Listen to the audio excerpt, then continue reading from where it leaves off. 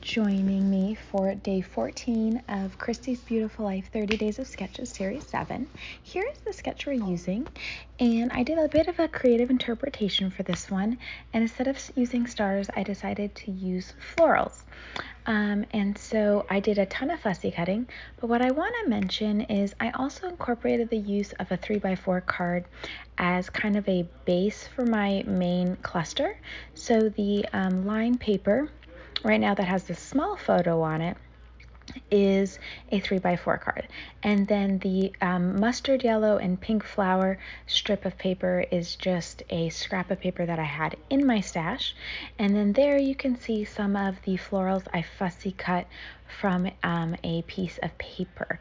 I think it was actually from a 6x8 paper pad, but now I can't recall, because sometimes if I find papers that I think I really want to fussy cut and I would enjoy using either the florals or whatever images that could be interesting to fussy cut, I kind of will set them aside sometimes, and then while I'm watching TV or hanging around out maybe around the table or in the family room chatting with people, I'll just start fussy cutting. So for me, I was trying to, instead of use stars, using florals. I don't have large enough star punches. I also don't have star dies.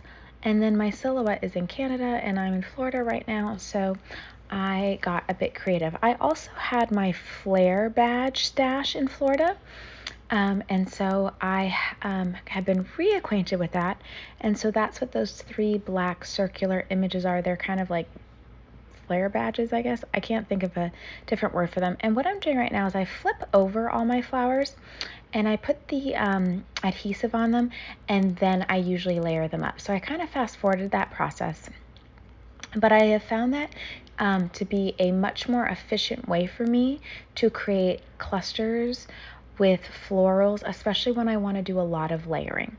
It makes it a lot easier to just flip everything over, put the adhesive on, be it dimensional adhesive or just flat adhesive, and then to start layering all at once. So the photos that I'm using are of my mom. She is really into orchids and then kind of just like flowers in general. She has quite a green thumb. I certainly did not inherit this green thumb. And so I just wanted to kind of capture this personality of my mom, where she really does like making her house a home for us kids. And whenever we come back home, it's always welcoming and inviting. And she's always sending me pictures of her flowers, even when I'm not here. So when I'm in Canada, I'm always getting photos of how her flowers are blooming. And I'm so impressed with how she keeps them alive, because I can't even keep like succulents alive. I don't understand. I don't understand why I cannot do this. So there is a bunch of little tabs that I have, kind of like labeled die cuts, and they're a mix of ones that came pre-cut and some that I fussy cut myself. And that's where I decided to kind of document a little bit of journaling. I also like to use them as bases for clusters. I find when I'm using clusters, I do better if there's sort of like an anchor for my cluster. So sometimes that might be a circular shape, a label, or a tag. Those seem to be my most popular sort of anchors, so to speak, for my clusters, is a label, a tag, or a circle, or repetitive shape of some kind. And then just like normal, usually when I'm making my clusters, I like to either have the same color, the same motif, or the same kind of like word phrase in each cluster.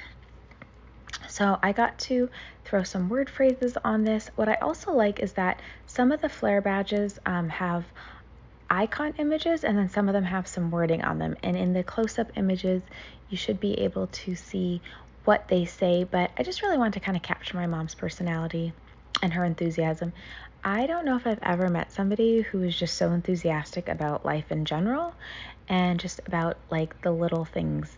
You know, she just almost always has a smile on her face, always ready to give a compliment, and always just kind of ready to give to others. And so I really like that quality about my mom, and I really admire it, and I hope to be more like it. And so there you can see I'm starting to add some hearts to the clusters as well. And so kind of keeping in mind, you know, keeping the same colors, same motif icons is sort of what I like to do. I did stick with a big title, but I did it a little bit different because the stars, I tried to have some big florals and some small ones. And then of course I had to throw some enamel dots on there. And I have a very limited amount of enamel dots here with me. So it's really been stretching me color-wise, like kind of trying to see what I can get to coordinate. For this layout, these were perfect. I don't think they're like traditional enamel dots, but they were perfect for this layout.